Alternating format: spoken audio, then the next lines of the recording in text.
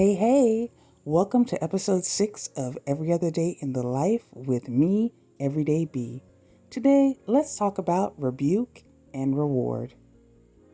Coming to terms with some of the sharper scriptures in the Word is sometimes really hard to do. The Word isn't said to be sharper than any two-edged sword for no reason. Abba YAH be slicing and dicing to the point where you begin to ask yourself, what did you even make me for? 'Cause I'm all the way jacked up. Or is that just me? Well, even if it is just me, I know what I'm talking about. I mean, Proverbs be calling me wicked, righteous, and a fool all at once. What is that even about? And Ecclesiasticus is like Proverbs on steroids. For those of you who don't know, Ecclesiasticus, I don't mean Ecclesiastes, but Ecclesiasticus is one of the books that are found in the Apocrypha. But like I said, Ecclesiasticus is literally like Proverbs on steroids. It's so plain, cut, and dry. There's no mystery to it. It's kind of like, yeah, I see you. I'm going to tell you about yourself. And yeah, it's been telling me about myself. So how can you be encouraged behind all that rebuke? Let's back up a skosh. Remember I said how I feel like I'm being called wicked, righteous, and foolish? Well, yeah, the answer to my question lies in this conundrum. What I realized this morning is that Abba YAH's rebukes are a reward, just packaged a little differently. You see, the fact that the Father even commissioned his servants and prophets to record rebukes and warnings, then give us the unction to search the scriptures to lay hold of those admonishments, are fiery rewards.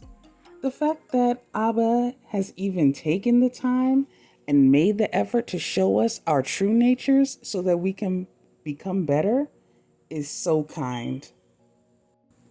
We often overlook the fact that Abba YAH doesn't have to give any of us rebuke or reproof. He could just take us out and do something different. But no, he's invested.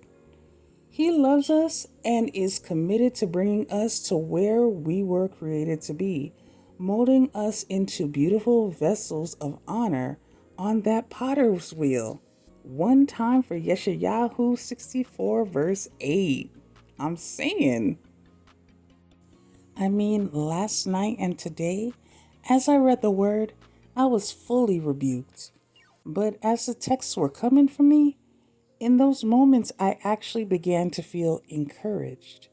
I began to see who the text said I'm not, but also who the text says I am in Abba YAH. So even though the words cut, they then ministered first aid to me. One of my favorite texts, Evrē, chapter 12, verses 11 through 13, says it like this. Now no chastening for the present seems to be joyous, but grievous. Nevertheless, afterward it yields the peaceable fruit of righteousness unto them that are exercised thereby.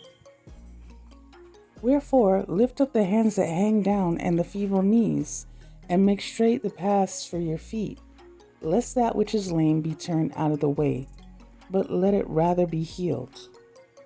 Now let me see if I can put this in simpler terms. When we're going through the chastening process, when we're learning, it doesn't feel good.